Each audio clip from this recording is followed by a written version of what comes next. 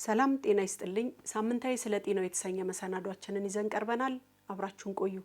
የዛሬው መሰናዷችን አስቀድሞ የሚከሰት ጉርምስናን መፍትሄና መንስኤውን ይዘንላችሁ ቀርበናል። በዚህ ጉዳይ ላይ ማብራሪያ የሚሰጡን በቅዱስ ጳውሎስ ሆስፒታል ሚሊኒየም ሜዲካል ኮሌጅ የህፃናት የስኳርና የሆርሞን ችግሮች ሰብ ስፔሻሊስት የሆኑትን ዶክተር ፍቅር መሰረትን እዚህ ጋብዘናል። አብራችሁን ቆዩ። ዶክተር ፍቅር እንኳን ደህና መጡ። እንኳን ደህና ቆያችሁ። የመጀመሪያ ጥያቄያችን የሚሆነው አስቀድሞ የሚከሰት ጉርምስና ማለት ምን ማለት ነው ከሚለው እንነሳ።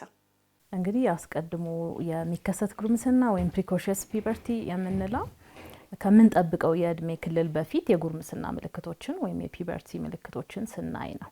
ስለዚህ ኖርማል ፒበርቲ የምንለው ወይም ትክክለኛ የጉርምስና እድሜ እንግዲህ ሴቶች ላይ ከ8 ዓመት እስከ 13 ዓመት በዛ እድሜ ክልል ውስጥ አንዳንድ ልጆች ቀደም ብለው ሊጀምሩ ይችላሉ፣ አንዳንድ ልጆች ዘግየት ሊሉ ይችላሉ። ግን ከ8 ዓመት እስከ 13 ዓመት መጀመሪያ የምናያቸውን የጉርምስና ምልክቶች እናያለን። ወንድ ልጆች ላይ ደግሞ ከ9 ዓመት እስከ 14 ዓመት ባለው ጊዜ ውስጥ የጉርምስና ምልክቶች እንዲጀምሩ እንጠብቃለን። ስለዚህ አስቀድሞ ተከሰተ ወይም ፕሪኮሽስ ፒበርቲ የምንለው ሴቶች ልጆች ላይ ከ8 ዓመት በፊት ማንኛውንም አይነት የጉርምስና ምልክት ምናይ ከሆነ፣ ወንድ ልጆች ላይ ደግሞ ከ9 ዓመት በፊት ምናይ ከሆነ ይህንን ፕሪኮሽስ ፒበርቲ እንለዋለን። አስቀድሞ የሚከሰት ጉርምስና ከመደበኛ ጉርምስና በምን ይለያል? እንግዲህ የሚለየው አንደኛ ከምንጠብቀው የእድሜ ክልል ውጪ ስለምናየው ነው። ሌላው አንዳንድ ልጆች ላይ ትክክለኛ ጉርምስና ሲጀምር የምናያቸውን አይነት ለውጦችን ተከትሎ ሊሄድ ይችላል።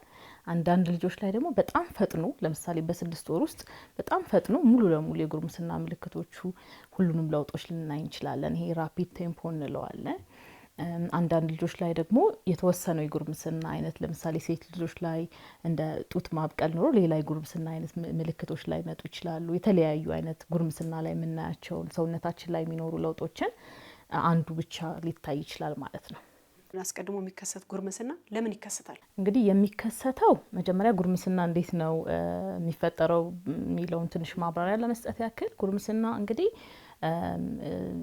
ሰውነታችን ውስጥ ወንዶች ላይ የዘር ፍሬ ወይም ቴስቲስ የምንለው አለ፣ ሴቶች ላይ ኦቫሪ የምንለው አለ። እነዚህ ሆርሞኖችን ሲያመነጩ የሴት ሆርሞንን ኢስትሮጅን የምንለውን ሴቶች፣ ወንዶች ደግሞ ቴስቶስትሮን የምንለውን ሆርሞን ማመንጨት ሲችሉ ነው። ስለዚህ ይህ ሂደት እንግዲህ ከላይ ከአእምሯችን ጀምሮ የተለያዩ ተጽዕኖ የሚፈጥሩ ሆርሞኖች ይመነጫሉ። ለምሳሌ ከሃይፖታላመስ ከፒቲተሪ አነቃቂ ሆርሞኖች ልክ እነዚህን ኦቫሪ ወይም ደግሞ ቴስቲስ የምንላቸውን የወንድ የዘር ፍሬ ወይም ደግሞ እንቁላል የሚያመርቱልን የሴት አካል ሲያነቃቁልን ሆርሞኖች የሚመነጩት። ስለዚህ አንዳንዴ ምን ይከሰታል? አእምሮ ላይ ጫና ሲኖር፣ ለምሳሌ አእምሮ ላይ የሚከሰት ግፊት መጨመር ሊሆን ይችላል። ለምሳሌ ውሃ መቋጠር ካለ ሃይድሮኬፋለስ የምንለው ወይም ደግሞ ኢንፌክሽንም ሊሆን ይችላል።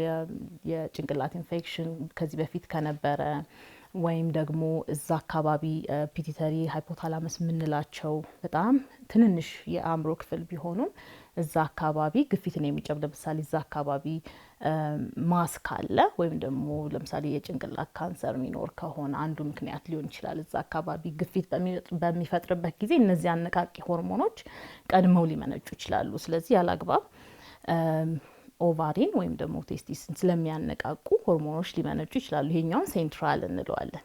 አንዳንዴ ደግሞ እነዚህ የወንድና የሴት ሆርሞኖች ከተለያየ ቦታ ሊመነጩ ይችላሉ። ለምሳሌ አድሬናል የምንለው እጢ እነዚህን ሆርሞኖች ማመንጨት ስለሚችል ከዛ ሊሆን ይችላል የሚመነጨው። ወይም ደግሞ አንዳንዴ ከወንድ የዘር ፍሬ የሚነሳ ካንሰር ካለ ወይም ከሴት ኦቫሪ የሚነሳ ቲዩመር ካለ እዛ እጢ የሚነሳ ከሆነ እነዚህን ሆርሞኖች ያላግባብ ሊያመነጭ ይችላል። አንዳንዴ ደግሞ ምክንያቱን ሳናቀውም ሊከሰት ይችላል። አይዲዮፓቲክ እንለዋለን። አንዳንዴ ደግሞ የምንጠቀማቸው ወይም የምንመገባቸው ምግቦች ላይ እነዚህ ሆርሞኖች ካሉ፣ በተለይ ለምሳሌ አሁን የቆዳ ላይ የምንጠቀማቸው ክሬሞች ሊሆኑ ይችላሉ፣ ሎሽኖች ሊሆኑ ይችላሉ። ኢስትሮጅን በተለይ ቆዳን ለማለስለስ ተብለው ያላቸው ሊሆኑ ይችላሉ።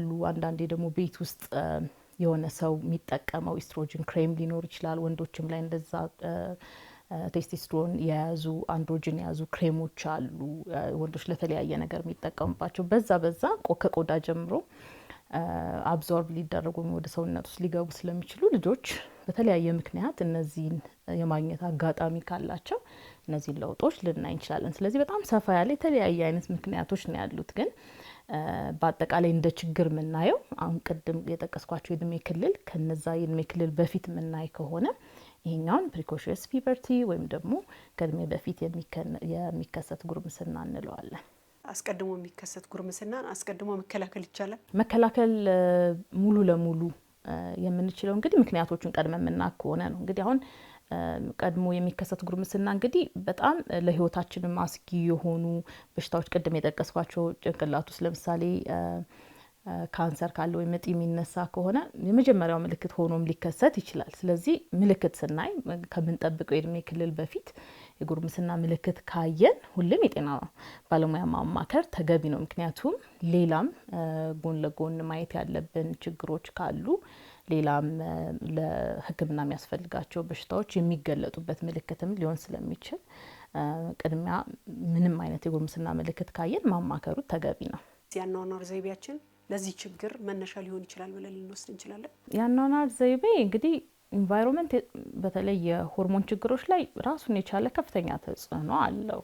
ስለዚህ በተለያየ ቀጥተኛ ባይሆንም በተለያየ መልኩ ተጽዕኖ ሊያመጣ ይችላል። ለምሳሌ አመጋገባችን ላይ ከውፍረት ጋር ተያይዞ ጉርምስና ምልክት በቀድሞ ይፈጠራሉ የሚሉ ብዙ ጥናቶች አሉ። በእርግጠኝነት ውፍረት ከፍ ያለ ውፍረት ያላቸው ልጆች ጉርምስና ቀድሞ ይመጣል የሚል ጥናት የሚያሳይ የለውም። ግን የአኗኗር ዘይቤ ጋር ሳይሆን ብዙ ጊዜ የራሳቸው ምክንያቶች አሉት። አሁን ሆርሞኑ በሚመነጭበት ጊዜ ተፈጥሯዊ ሂደቱን ጠብቆ መመንጨት ሲኖርበት ቀድሞ እንዲመነጭ እንግዲህ ቅድም የጠቀስኳቸው ምክንያቶች በሙሉ ተጽዕኖ ያመጣሉ። ከነዛ ውስጥ የአኗኗር ዘይቤያችንን በተለያየ መልኩ ጫና ሊያመጣ ይችላል፣ ቀጥተኛ የሆነ ግንኙነት ባይኖረውም። መቼ ነው ወላጆች ለምሳሌ አስቀድሞ የጉርምስና ችግር አለ ብለው ልጆቻቸውን ወደ ሕክምና ተቋም ይዘው መሄድ ያለባቸው? እኛው ማንኛውም ሴት ልጅ ላይ ከ8 ዓመት በፊት ማንኛውንም አይነት የጉርምስና ምልክት የምናይ ከሆነ አንዳንዴ በተፈጥሮ በራሳቸው የሚጠፉ አይነት ምልክቶች ለምሳሌ ትንንሽ ልጆች ላይ ጡት ማደግ ቢኖር ወይም ደግሞ ፕራይቬት ቦታዎች ላይ ጸጉር ማብቀል እንደዚህ አይነት ነገሮች ቢኖሩ አንዳንዶቹ ተጨማሪ ምርመራ ወይም ሕክምና ማያስፈልጋቸው አይነት ሊሆኑ ይችላሉ። ቤናይን የምንላቸው አይነቶች አሉ። ግን ሁሌም የጤና ሕክምና ቦታ ሄዶ ማማከር ሌላ የጎንዮሽ ተያያዥ ቅድም ያወራናቸው ነገሮችን ለማሰብ ይረዳል። ስለዚህ ማንኛውንም አይነት የጉርምስና ምልክቶችን እድገት በጣም መጨመር እንዲሁም ደግሞ ጉርምስና ላይ የምናያቸው ሰውነታችን ላይ የምናያቸው ለውጦች በዚህ እድሜ ክልል ውስጥ ከታየ ሁሌም ትክክል እንዳልሆነ አስቦ ወደ ሕክምና ቦታ መሄድ ተገቢ ነው። ምንድነው ሕክምናው? ሕክምና አለው። ስለዚህ አንደኛ ምንድነው የሚሆነው ጉርምስናው ዝም ብሎ እንዲቀጥል ካደረግነው ልጆች ላይ የራሱ የሆነ ጫና አለው። ስለዚህ አሁን አንደኛ ቁመታቸውም እድገታቸውም ሰውነታቸውም ልክ ትልቅ ልጆች መስለው ይታያሉ። የ3 ዓመት የ4 ዓመት ልጅ ሆነው የ10 ዓመት ልጅ ሊመስሉ ይችላሉ። ሰውነት ለውጣቸውን ሰው አይቶ ስለሆነ የሚረዳቸው። ስለዚህ ስነ ልቦና ጫና ይኖረዋል። እንዲሁም ደግሞ አላስፈላጊ የሆነ ለእርግዝናም እንዲሁም ደግሞ ለጾታዊ ጥቃት ሊጋለጡ ይችላሉ። እንዲሁም ደግሞ ስነ ልቦናቸው ራሱ ያ ሆርሞኑ በመመንጨቱ ምክንያት የሚመጣው ሰውነት ላይ የሚኖረውን ለውጥ የመቀበል ዝግጅት የለውም። ምክንያቱም የአእምሮ እድገታቸው ልክ እንደ እድሜያቸው ነው። ሰውነታቸው ግን ያለ እድሜያቸው ለውጥ ያሳያል። ስለዚህ ይሄ ጫና አለ። ሕክምናው እንግዲህ በደንብ መታከም ይችላል። ዋናው የምናደርገው ነገር ምንድነው? የትኛው ነው ዋናው ችግር የሚለውን በምክንያት እንደመጣ ማጥናት ነው። ስለዚህ ችግሩ ከየት ነው፣ ሆርሞኑ ከየት ነው የመነጨው፣ በምክንያት ነው ያለአግባብ የመነጨው የሚለውን የተለያዩ ምርመራዎችን እንሰራለን። ከታወቀ በኋላ ጉርምስናው እንዳይቀጥል ማቆም እንችላለን። አንደኛ ይሄ ማድረግ የሚያስፈልገው ምንድነው? ልክ ጉርምስና ዝም ብለን እንዲቀጥል ካደረገን የሴት ሆርሞን ኤስትሮጅን፣ የወንድ ሆርሞን የምንላቸው ቴስቶስትሮን የሚያደርጉት ምንድነው? የአጥንት እድሜያችንንም ያፋጥኑታል። ስለዚህ እነዚህ ልጆች ቁመታቸውን ብናይ ለምሳሌ በጣም ረጅም ሆኖ ነው የሚታዩት በዛ እድሜ። ያ የሚሆነው ምንድነው? አጥንታቸው ያለአግባብ ያድጋል በፍጥነት። ስለዚህ አጥንታቸው ሁሉም ልጆች እንግዲህ አጥንታቸው ክፍተት ነው ለማደግ የሚረዳቸው። ስለዚህ ያ አጥንት ቀድሞ ይዘጋል። ስለዚህ ትልቅ ሰው በሚሆኑበት ጊዜ በጣም አጭር ይሆናሉ ማለት ነው። ምክንያቱም የአጥንት እድሜያቸው በጣም ስለሚፋጠን። ስለዚህ ዋነኛው ሕክምናውን ቀድመን በመጀመራችን የሚጠቅመን የአጥንት እድሜያቸው ያላግባብ እንዳይፋጠን እንዲሁም ደግሞ ትልቅ ሰው ሲሆኑ ቁመታቸው ያላግባብ በጣም ያጠረ እንዳይሆን መርዳት በማንችልበት ደረጃ እንዳይደርስ ሕክምናውን መጀመር ያስፈልጋል። ስለዚህ ዋናው ሕክምና ሆርሞን ነው የምንሰጠው። ሆርሞኑ የሚያደርገው ምንድነው? ጉርምስና ምልክት እንዲኖር የሚያደርጉን ሆርሞኖች እንዳይመነጩ ሙሉ ለሙሉ የሚዘጋልን ሆርሞን እንሰጣለን ማለት ነው። እንደው ይሄ አስቀድሞ ጉርምስና በሴትም በወንድም በኩል ደረጃ ነው የሚከሰተው ብለን ልንወስድ እንችላለን? በአብዛኛው የምናየው ሴቶች ልጆች ላይ ነው። ወንዶች ልጆችም ላይ እናያለን በብዛት። ግን እንዳልኩት የተለያየ ምክንያት አለው። ለምሳሌ አሁን ከላይ ፒቱተሪ፣ ሃይፖታላመስ ቅድም የጠቀስኳቸው አነቃቂ ሆርሞን የሚያመነጩልን ቦታዎች ላይ ከሆነ ችግሩ በአብዛኛው ጊዜ የምናየው ሴቶች ላይ ነው። ሴቶች ላይ አይዲዮፓቲክ ምንለው ብዙ ጊዜ ምክንያቱ ያልታወቀ ሆኖ ሆርሞኑን እንዳይመነጭ በምንሰጠው ሕክምና ሙሉ ለሙሉ ማከም እንችላለን። ወንዶች ልጆች ላይ ግን ብዙ ጊዜ ኦርጋኒክ ኮዝ አለው። ኦርጋኒክ ኮዝ ማለት ምክንያት አለው። ቅድም የጠቀስኳቸው ለምሳሌ ጭንቅላት ውስጥ ግፊት መጨመር ሊሆን ይችላል፣ ውሃ መጠራቀም ሃይድሮኬፋለስ ምንለው፣ ወይም ደግሞ የጭንቅላት እጢ ሊሆን ይችላል። እንደዚህ አይነት ሆርሞኑ ማነቃቂያ ሆርሞኖች ያለ አግባብ ያለ ጊዜያቸው ቀድሞ እንዲመነጩ የሚያደርጉ መንስኤዎች ወይም ግፊቶች ይገኛሉ ብዙ ጊዜ። ስለዚህ ወንድም ሴትም ላይ ሊከሰት ይችላል። ወንድም ሴትም ላይ ሲከሰት ዋናው የምናደርገው በምክንያት መጣ የሚለውን ማወቅ ነው። ከዛ ሕክምናውን መስጠት ደግሞ ቀድመን መጀመሩ የራሱ የሆነ ጥቅም አለው። እንደ ሀገር ለምሳሌ የዚህ ሕክምና በቂ ነው ብለን እናስባለን ወይም በበቂ ሁኔታ አለ ብለን እናስባለን? በበቂ ሁኔታ አለ ማለት አንችልም። ትንሽ መድኃኒት የምንሰጠው መድኃኒት ሆርሞን ነው። ሆርሞኑ እንግዲህ እነዚህ የወንድና የሴት ሆርሞኖች በአግባቡ እንዳይመነጩ እንደየጾታቸው ወይም እንደተከሰተው ጉርምስና አይነት ሆርሞኑ እንዳይመነጭ ነው መድኃኒት የምንሰጠው። አብዛኛውን ጊዜ በሽተኞቻችን ይህንን መድኃኒት በቀላሉ ማግኘት ይቸገራሉ። በጣም ውድ ሆኖ ሳይሆን እንደ ሀገር ደረጃ ያለው ግንዛቤ እንዲሁም ደግሞ የተለያዩ ጥናቶች ተሰርተው በሀገር ደረጃ ምን ያክል ኮመን ነው፣ በእኛ ሀገር ደረጃ ፕሪቫለንሱ ምን ያክል ነው የሚለው ስላልተጠና መድኃኒቱን በቀላሉ በየሆስፒታሉ ላይገኝ ይችላል። ግን ሕክምናው አለ፣ ኢትዮጵያ ውስጥ አለ። እንደው በዚህ በአስቀድሞ ጉርምስና ላይ የህብረተሰቡ የተሳሳተ አመለካከት ምንድነው? ለምሳሌ በተለያዩ በሽታዎች ላይ ህብረተሰቡ ወደ ሕክምና ተቋም የማይሄደው በዛው በአካባቢያቸው ባለው የተሳሳተ አመለካከት ነውና ሕክምና እያለም ወደ ሕክምና ተቋም እንዳይሄዱ የሚያደርጋቸው ነገር ነውና ምንድነው የተሳሳተ አመለካከት እንደርሱ ሕክምና? ብዙ የምናያቸው ልጆች ላይ አብዛኛዎቹ ወላጆች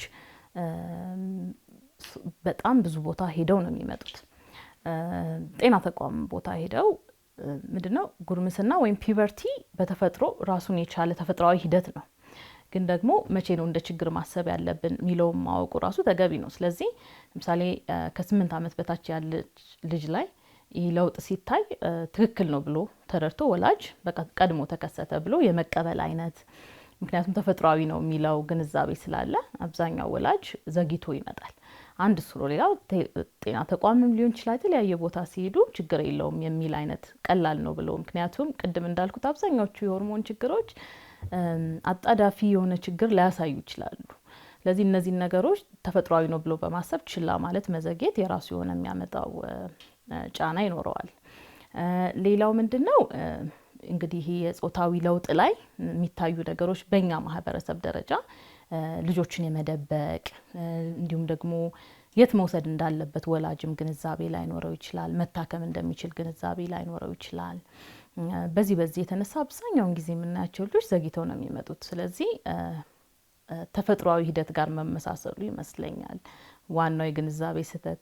ከምንጠብቀው የእድሜ ክልል ውጪ ከሆነ ሁሌም ወደ ሕክምና ቦታ መሄድ መፍትሄ አለው። እንዲሁም ደግሞ ቅድም እንዳልኩት በራሱ ብቻ ራሱን የቻለ ችግር ላይሆን ይችላል። ሌላም ተያያዥ የሆኑ ኦርጋኒክ ኮዝ የምንላቸው ምክንያቶች ስላሉት የእነሱ መጠናት መታወቅ የራሱ የሆነ ጥቅም ይኖረዋል። እንዲሁም ደግሞ ልጆች ያላግባብ ለጾታዊ ጫና ውስጥ እንዳይገቡ፣ የስነ ልቦና ጫና ውስጥ እንዳይገቡ ሕክምናውን በጊዜ መጀመር የራሱ የሆነ ጥቅም አለው።